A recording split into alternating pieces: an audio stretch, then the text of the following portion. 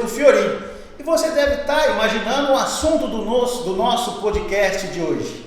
Mas antes que eu revele para você o nosso entrevistado, eu gostaria que você visse um pouquinho do que ele já aprontou nos gramados do Brasil afora.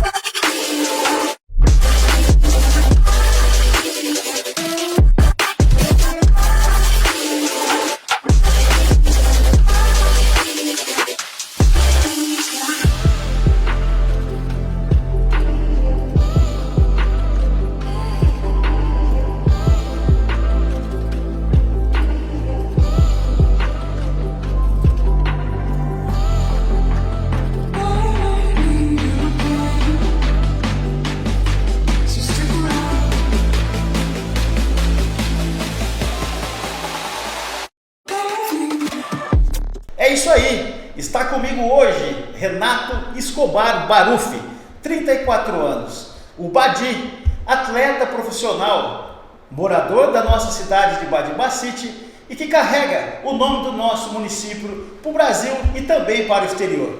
Você viu um pouco dos gols que ele fez por aí e ele é hoje o nosso entrevistado. Seja bem-vindo, querido, fique à vontade, vamos bater um papo. Eu gostaria que você, antes de qualquer pergunta, respondesse: qual seu time de coração? Primeiramente, obrigado, Guto, pelo convite. É um prazer enorme estar aqui falando com você nesse podcast. Estamos aí para poder falar um pouco da nossa cidade, da minha carreira, falar um pouco do que eu já vivi no futebol. E meu time do coração é o Corinthians. Sou corintiano. Seja bem-vindo, meu irmão. Rapaz, eu tinha certeza que você ia falar outro time. Não tem jeito. Eu falei, o Badi tem cara de palmeirense. Aí a gente já ia terminar a nossa conversa por aqui. Mas agora que você é corintiano, a gente vai dar sequência. Pelo contrário, a gente vai ficar um tempo a mais para você conseguir falar tudo e mostrar tudo do que você produziu, do que você fez, né, no futebol brasileiro. Eu sei que você jogou e foi destacado pelo Rio Preto. Foi em que ano, Badi? Foi em 2007, Guto. Em 2007 comecei minha trajetória profissional, né? Na verdade foi em 2006 o primeiro ano profissional. Mas eu acabei não tendo muita oportunidade com o professor Wilson Tadei, né? Que é um dos nomes também do nosso futebol na região. O rei do acesso. O rei do acesso, exatamente. Foi o primeiro treinador que me subiu para o profissional. E aí em 2007 eu me profissionalizei e dei sequência, e dei início já, na verdade, na carreira, né? Você chegou a jogar com o Romarinho nesse período aqui em Rio Preto? Eu joguei com o Romarinho nas categorias de base do Rio Preto, um pouquinho antes. Um pouquinho antes de se tornar profissional, se eu não me engano, em 2015, nós fizemos parte de um campeonato paulista no Rio Preto, sub-15. E aí o Romarinho estava também.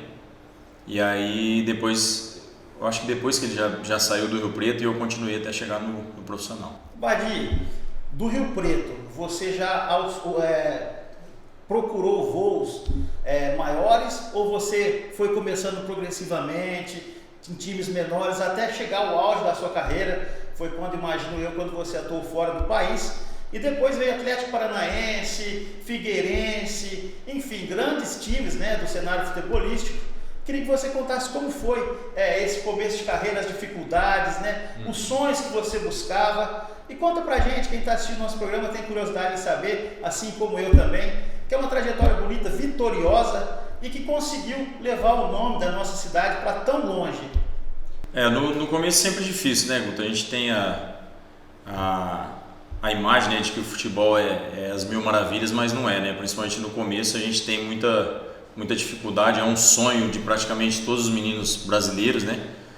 E muitos correm atrás desse sonho e muitas vezes não conseguem, né? Eu fui privilegiado de conseguir conquistar esse sonho, de poder viver do futebol e sou muito grato a Deus por isso, a minha família.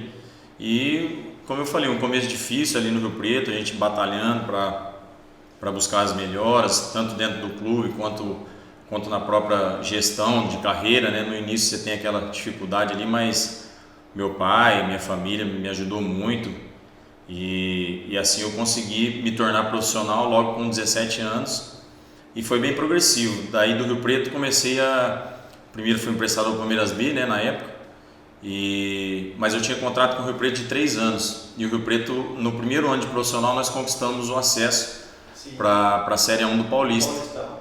E aí, no ano seguinte, em 2008, eu retorno ao Rio Preto. Então, como eu tinha contrato de 3 anos no Rio Preto, eu fiquei nessa... Ia emprestado, o Rio Preto me emprestava, eu disputava outros campeonatos e voltava ao Rio Preto para retornar no Campeonato Paulista. Então, nesses 3 anos de Rio Preto, a princípio, eu fui emprestado ao Palmeiras B, depois voltei para o Rio Preto, disputei o Paulistão em 2008. Aí fui emprestado para o Ituano para disputar a Série C do Campeonato Brasileiro e voltei ao Rio Preto de novo, até terminar o meu contrato em 2010 com o Rio Preto. O Badi, e do Palmeiras B, você chegou a ter oportunidades no time profissional, ficou só mesmo, você era muito jovem, né? Muito jovem. Teve algumas oportunidades maiores no time principal ou ficou mais mesmo nas categorias inferiores do clube? Não, tive sim, foi até uma... Eu acho que eu nunca falei isso em lugar nenhum, foi uma experiência para mim, se não a melhor, a mais importante assim, foi uma da minha carreira. Porque eu fui emprestado ao Palmeiras B, onde nós disputávamos a Copa Paulista, essa Copa Paulista que tem até hoje. E o nosso time foi muito mal na Copa Paulista, o Palmeiras B. E até uma coisa interessante que aconteceu, na época o Bruno César era um dos meias do Palmeiras B. Foi pro Corinthians depois. Foi pro Corinthians depois, exatamente ele. Ele estava com a gente nessa época e ele foi um dos meias que jogou no Palmeiras B. Que teve sequência, que jogou mais jogos, muito bom jogador, né? Então, e eu novo, chegando, tive poucas oportunidades, mas sempre ali esperando o meu momento, joguei alguns jogos, ficava alguns no banco, e aí o Bruno César conseguiu fazer bons jogos, então precisava-se de um meia para treinar no profissional. Na época o treinador era o Caio Júnior, finado Caio Júnior, que morreu no voo da Chape. E aí, cara, eu fui surpreendido com uma ligação onde o Bruno César e o outro meia que jogava não estava em São Paulo, que a gente estava de folga da Copa Paulista, e o Caio Júnior precisava de um meia para treinar no profissional. E aí tocou meu telefone no hotel: Badi, onde você tá? Ah, tô no hotel. Ah, você não foi para casa? Não. Então pega um táxi aí e vem pro CT que vai começar o treino. Aí eu pego o táxi, vou pro CT, aí o momento mais maravilhoso da minha carreira, onde eu entro no vestiário, eu vejo Edmundo, vejo Valdívia, vejo Dininho, que me ajudou muito, o Wendel, o próprio Marcos, o goleiro, Diego Cavalieri. Então aquele time, 2007, um time que era... E aí fizemos o treino nesse dia, e aí ao final do treino o Caio Júnior, foi eu e o Jairo, um outro meia, precisava de 2 meias para treinar. Aí acabou o treino, nós fomos bem, graças a Deus, no treino. O Caio Júnior chamou nós dois e perguntou, falou: como é que tá a programação lá no B? Falei: a gente já praticamente tá, acho que faltava um jogo ou 2, mas não tinha chance de classificar mais. Aí ele falou: não, então pode seguir, eu vou falar com o treinador lá, mas pode seguir a programação normal aqui do principal. Então já era no final do contrato, acho que faltava um mês e pouco para acabar o meu contrato com o Palmeiras B de empréstimo. Então eu fiquei mais ou menos esse tempo aí treinando no profissional. Então para mim foi uma experiência incrível, onde todo dia ali ao lado de grandes craques, né, do nosso futebol, e eu com apenas 17 anos. Então para mim essa experiência foi incrível. Você falou do Caio Júnior. Qual foi o treinador que mais se identificou com você e que você também se identificou, que deu mais oportunidade, que teve mais afinidade, que foi mais importante para o seu crescimento profissional, Badi? Guto, assim, como passaram-se muios treinadores, né? Então, assim, para falar um ou outro, às vezes até um pouco injusto, mas eu cito sempre que o Luciano Dias, que até trabalhou aqui no Rio Preto, foi um dos principais, porque nos momentos principais da minha carreira foi ele que participou, que foi no acesso aqui do Rio Preto, primeiro da categoria de base para o profissional, ele que me subiu e me deu oportunidade no profissional. Aí depois no acesso aqui com o Rio Preto, e uma época também que eu estava meio assim sem jogar, estava numa fase não tão boa, ele chegou também no São Bernardo. Ele assumiu o São Bernardo na Série A2 e me falou para mim, falou: Badi, eu te conheço, o que está acontecendo? Eu falei: não, professor, eu estou pronto, esperando minha oportunidade, não estava tendo. Ele falou: não, então a tua oportunidade chegou, é agora. Aí me deu a oportunidade de novo e nós fomos campeões da Série A2 em 2012. Então o Luciano Dias é um dos mais importantes aí da minha carreira, com certeza, principalmente no início, né? O Luciano Dias conseguiu feitos incríveis aqui no futebol do interior, né? Verdade. Conseguiu acesso com o Cataduvense, se não me engano, ou algum time aqui mais próximo, não me falha a memória agora. Não me recordo também. E mais recentemente, ele teve no Corinthians, né? Como auxiliar técnico. Como auxiliar, né? Pegou um momento conturbado, um momento de diretoria confuso, de técnico confuso, que o time não se encontrava e acabou sendo demitido. Mas tem no futebol do interior uma história brilhante também, né? É muito bom treinador, né? E sempre era impressionante assim, a maneira de lidar. O nosso grupo de 2007 mesmo, nossa, foi muito, muito bom ter participado, porque por conta disso também de eu ter pouca idade, né? Chegando no profissional, já pegar um time que na época era cascuda, né? A Série A2 era difícil de se disputar, e ele quanto outros, Alessio na época, Alessio Zanderati ajudou o clube, me ajudou muito, foi meu primeiro empresário. Então, mas o Luciano teve uma história tá fazendo ainda, né, uma história bonita aí como treinador. Com certeza. E jogador, Badi, aquele que você via nos treinos que falava, é diferente, é craque? Nessa época o Valdívia me impressionou muito, assim, Guto. Foi muito bom assim ter essa experiência de ver, porque a gente tem a experiência de ver no jogo, né, ver na televisão, mas de ter do lado ali, de estar nos treinamentos e principalmente vendo, né, assistindo os treinamentos, foi um dos jogadores assim que me impressionou bastante, assim. Eu estava dando uma olhada na sua carreira, Badi, e me impressionou o seguinte, vou abrir o coração aqui com você. Você jogou e conquistou a torcida do Guarani e da Ponte Preta, 2 rivais, né, históricos em Campinas. Se por acaso eu estiver errado, você me corrija. Jogou no São Bernardo, onde é ídolo, é respeitadíssimo. Eu sei que quando você chega na cidade as pessoas te reconhecem e te tratam com muito carinho. E também no Santo André.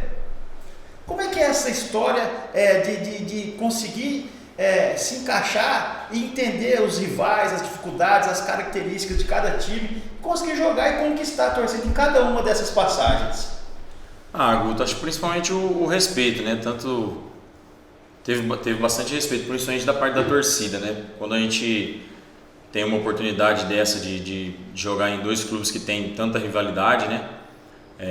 Se não partir o respeito da parte da torcida, não tem, acho que não tem como, né? Fica inviável. Mas eu tive a felicidade de participar nesses principais clubes aí que você disse, que você citou, e principalmente na Ponte, né? Principalmente na Ponte e no Guarani, que são dois rivais, mas tivemos um momento conturbado um pouco ali no Guarani, né? Com a chegada do Carpini. O time vinha bastante mal e eu estava na época atuando, né? Como titular. E aí é normal, algumas coisas têm que se mudar, algumas coisas têm que ser mudadas, né, na verdade, para dar sequência no trabalho. E aí o Thiago Carpini chega e faz um trabalho brilhante, e aí nesse momento de transição eu perco um pouquinho o espaço, coisa que acontece no futebol, mas manteve-se o respeito, né, da parte da torcida e tanto da minha parte, também jamais nem passou pela minha cabeça em citar em algumas coletivas, nunca passou isso. Então acho que essa parte do respeito dos dois lados acho que foi o mais importante em todos os clubes rivais aí que eu tive a oportunidade de jogar. Bacana, e o Thiago Carpini está se mostrando um excelente profissional, né? Muito bom. Pegou o Juventude agora na Série B, o time estava lá embaixo, conseguiu fazer bons resultados, começa já a chamar a atenção de time grandes, com certeza logo vai estar assumindo uma responsabilidade maior e com certeza vai ser um grande técnico, um grande técnico de futebol brasileiro. Sabe lidar muito com o jogador, sabe lidar com o grupo, sabe conversar, muito bom. Se eu não me engano, não vou saber falar agora se eu estiver errado, mas são acho que 3 anos 3 ou 4 anos aí como treinador e já está fazendo um trabalho excelente aí, com certeza já aparece em times maiores aí, com todo respeito ao Juventude, que é time grande, né? Com certeza. Badi, na sua época o futebol era um pouco diferente, a começar pelo VAR. Você consegue notar a diferença? O jogador antigamente ele tinha mais alegria, ele tinha mais liberdade de comemorar um gol. Enfim, hoje as coisas são muito amarradas. Às vezes o gol que é o que todo mundo espera, que é o que move, né, o coração dos torcedores apaixonados, muitas vezes o locutor tem que gritar 2, 3 vezes o gol, né? Que é o que a gente sempre espera a todo momento nas partidas. Está diferente? Mudou muito, né? Eu concordo com você nessa parte. Às vezes a maior alegria do futebol é o gol, né? Eu vivi uma época, tanto da época de criança como depois como profissional, era o melhor momento, né? Não tem como explicar a emoção na hora que você consegue fazer um gol, na hora que você consegue de repente dar uma assistência. Eu fico imaginando hoje os laterais, os meias, né, que dá uma assistência e tem que ficar naquela agonia, espera para ver se o VAR vai dar, se vai validar ou não. Mudou muito, né? Eu particularmente assim não gosto. Acho que é claro que na parte da regra, na parte é difícil também, né? Era difícil para os árbitros, né? Mas o VAR também chegou e ainda não encaixou, né? Parece que ainda tem algumas falhas, algumas coisinhas para se acertar. E na época era o mais gostoso, né? A emoção de você fazer um gol, a emoção de você comemorar ali. Mudou muito o futebol hoje em dia, né? A gente lembra do Viola, né? Nossa. Cada gol era uma comemoração. Uma vez ele pegou um orelhão, outra vez o próprio Romero mais recentemente fez uma selfie. Agora hoje as coisas estão bem diferentes mesmo. Mudou muito, né? Eu vi hoje, até achei interessante, hoje não, há pouco tempo aí, acho que no primeiro gol do Pato, né, no São Paulo, que ele veste o bonecão, né, a cabeça do boneco lá. Então esse é um momento importante, né, do futebol, né, um momento bom ali que você pode extravasar. Então às vezes hoje o jogador fica um pouquinho mais tímido ali, esperando a decisão do VAR, ou mesmo com medo, né, de fazer alguma coisa e de repente tomar um cartão. Então nessa parte mudou bastante, né? Guadi, uma pergunta que de certa forma até é considerada polêmica, mas que torcedor principalmente vive falando. O jogador, ele derruba o técnico?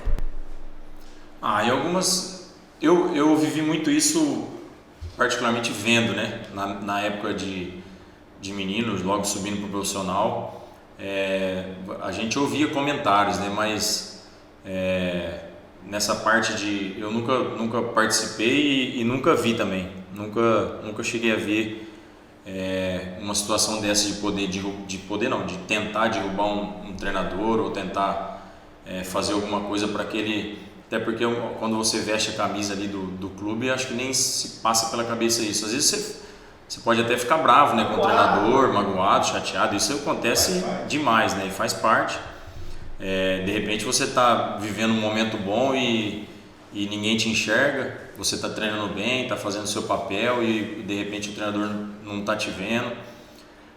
Mas nessa parte eu vi até uma entrevista muito boa do Diego Ribas, se eu não me engano, falando sobre isso, e ele deu o maior exemplo, né, e realmente eu concordo com ele. A partir do momento que você está bem, que você está treinando, você está fazendo a sua parte, esperando a sua chance e ninguém está te vendo, pode continuar, tenta fazer algo a mais, que uma hora a chance vai aparecer. E na minha carreira foi sempre assim, eu sempre tentando fazer o melhor ali, mesmo quando achava que não estava sendo visto, uma hora a oportunidade aparecia, e aí nessa hora você tem que estar pronto, porque aí nessa hora, se você titubear um pouquinho, a chance passa e acaba ficando para trás. Mas então acho que nessa parte é mais às vezes esse estresse mesmo com o treinador, né, de uma maneira ou outra não gosta da atitude ou de algum modo que trata alguém. Mas nessa parte acho que não, em termos de tentar derrubar treinador, acho que é muito difícil, né? Fernando Diniz na seleção, você acha que é um novo caminho para o futebol brasileiro? Cara, eu gostei dessa oportunidade que foi dada para ele. Claro que entra em outras discussões, né, um pouco mais a fundo, em termos se tinha treinador na frente que merecia ou se não. Mas assim, opinião minha de momento, já que ele já está lá, eu gostei, eu gosto do estilo, principalmente do estilo de jogo, né? É uma característica que bate muito assim com o meu estilo de jogo, sempre foi. Sempre gostei de treinadores que gostam de ter a posse de bola, de toque de bola, de poder envolver o adversário. E eu acho que poderia dar certo na nossa seleção. Vamos ver o futuro próximo aí, né? Se vai se manter ou se vai... Mas eu gostei dessa oportunidade que foi dada para ele, pelo menos de mostrar aí nesses jogos a qualidade dele, né? No exterior, Badi, você jogou em um time do... Eu joguei na Turquia e na Croácia. E como é que foi essa experiência? Conta pra gente. Muito boa, Guto. E foi na melhor época da minha carreira, eu acho. Porque eu estava saindo do Figueirense, se eu não me engano, e estava ali com 26 ou 25 anos, então uma época assim que eu esperava de acontecer. E aí deu certo de ter essa primeira oportunidade de jogar na Turquia. Primeiro fui para a Turquia, né? E disputar a primeira divisão turca, um campeonato bom também, um campeonato muito disputado, com times grandes. E experiência muito boa, né? De você mudar totalmente ali a sua cultura, né? Conhecer cultura nova, conhecer língua nova. Foi uma experiência incrível assim da minha carreira que eu fui muito feliz e aproveitei bastante também essa parte. Você era chamado lá, levou o nome de Badi para o mundo mesmo? Era Badi também? Tanto na Turquia, um pouco menos na Croácia. Na Croácia eles, até pela maneira de falar, pela língua, eles tinham um pouquinho de dificuldade, mas na própria Turquia sempre Badi, um pouquinho diferente, às vezes fala, né, mas é o normal, mas sempre na camisa, nas minhas... Até te falei, comentamos aí em off que eu ia te trazer as camisas, mas infelizmente não deu certo. Numa próxima oportunidade aí a gente combina e dá certo. Mas na camisa Badi, então sempre levando o nome da nossa cidade para fora e para o mundo. Esse assunto é curioso, porque você fez carreira no futebol, você viveu e vive, né, de futebol, conquistou, ganhou dinheiro no futebol e você resolveu empreender, né? Você tem a Arena B8 em Badi Bassit, podia estar numa capital, morando, enfim, curtindo um pouco a vida, não que não esteja curtindo aqui, mas você fez a escolha de voltar para a sua terra. Foi difícil de se readaptar ou se sente realmente mais à vontade? Como é que você entende essa situação? Não, muito bem. Eu na minha adaptação de volta, né, eu fiquei praticamente 3 anos aí fora. Aí na minha volta ainda tive a oportunidade de jogar no Guarani, de jogar no Botafogo de Ribeirão, então aos poucos fui voltando, né, a acostumar de novo, né, em casa. Mas aí muito bem, né, sempre com esse carinho, né, pela nossa cidade, sempre tive.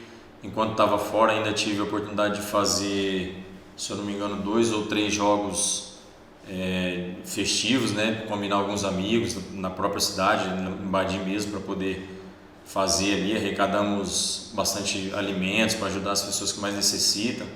Então sempre tendo esse carinho com o Badi. E agora na minha volta um pouco mais tranquilo, já tirando o pé um pouco aí do futebol, pintou essa oportunidade de fazer a Arena B8. Comecei no esporte, né? Comecei no futevôlei, comecei a brincar e gostei muito, me apaixonei pelo esporte e tem tudo a ver com futebol, né? E aí pintou essa oportunidade, eu não hesitei, né? Já falei, então vamos tirar do papel e pôr em prática. E aí, graças a Deus, está fazendo agora, já completou 2 anos a Arena e tá bem, graças a Deus. Legal. De bate pronto, para o futuro próximo, o Badi dirigente ou o Badi de volta aos gramados, fazendo gols, encantando, correndo para o braço da torcida, o que você está almejando? Vamos imaginar para 24, por exemplo, bem pertinho mesmo. Não, ainda primeiramente eu tô buscando voltar, né? Falando com alguns parceiros, falando até com o meu próprio empresário para ver se a gente consegue encaixar alguma coisa para 2024. Então o planejamento aí primeiro é poder voltar a jogar, poder buscar uma oportunidade boa aí para poder voltar, né? Fazer uma pré-temporada boa, poder treinar bem e voltar bem a jogar para poder fazer um 2024 bom ainda jogando, ainda no campo, para depois pensar melhor nessa parte, né, de pós-carreira. Badi, você comentou há pouco dos trabalhos sociais que você desenvolve, sempre atento às pessoas que mais precisam, promovendo jogos, partidas, arrecadando alimentos, enfim, agasalhos, sempre muito atento, né, às causas sociais. E a gente conhece um pouco da sua história, por estar sempre tendo o privilégio de conversar, de bater um papo, e sabe que você realmente é muito dedicado, né, a tudo isso. E começou pequenininho, né, depois conquistou seu espaço, foi buscando, virou um excelente profissional, um jogador reconhecido. Eu queria que você deixasse um recado para as crianças de Badi, de Mirassol, de Rio Preto, de Nova Aliança, da nossa cidade, aqui das cidades da nossa região, que você deixasse um recadinho para as crianças que sonham com isso, né? Que tem em você um espelho, uma referência no mundo dos esportes. Queria que você desse para eles a dica que vai fazer com que eles também no futuro possam ser grandes jogadores reconhecidos e representar aí a nossa região no mundo afora. Certo, Guto. Eu penso muito na parte, claro, de dedicação, né? Que isso não pode faltar. Um atleta profissional, principalmente hoje em dia, eu vejo da minha época para hoje como mudou, né? Até a parte física, né? A parte psicológica, a parte técnica, toda essa, para agrupar tudo isso. Então você precisa muito de uma dedicação muito forte ali em todos os treinamentos, em todas as partidas que for disputar. Então eu falo assim para todos até às vezes na arena a gente tem os meninos lá, então eu comento que é dedicação e principalmente a humildade, né? Tudo que graças a Deus eu conquistei na minha vida hoje foi com muita humildade, sempre com os pés no chão, sempre, isso já, graças a Deus, pai e mãe sempre dando esse suporte, né, os irmãos, os tios, enfim, a família. Então acho que com humildade e dedicação e sempre colocando esse sonho lá na frente, eu tenho certeza que muitas crianças ainda vão conquistar esse sonho. Então acho que são os dois pilares aí, a humildade e a dedicação, conseguindo unir bem essas duas partes aí, com certeza vai conquistar esse sonho aí que é muito bom. Legal. Badi, foi um privilégio recebê-lo aqui no Bastidores com o Fiorin. A gente vai estar sempre de portas abertas para você, para que você possa nos revelar as realizações futuras, né? Os próximos passos da sua carreira. Você pode contar com a gente. Foi muito bom recebê-lo aqui. Gostaria de agradecer. Eu que agradeço, meu irmão. Muito obrigado. Tamo junto. Precisando, a gente está aí. Na próxima, tamo junto. E para você, o nosso abraço. Esse foi Bastidores com o Fiorin. Um abraço e até a próxima segunda-feira, sempre às 20h30.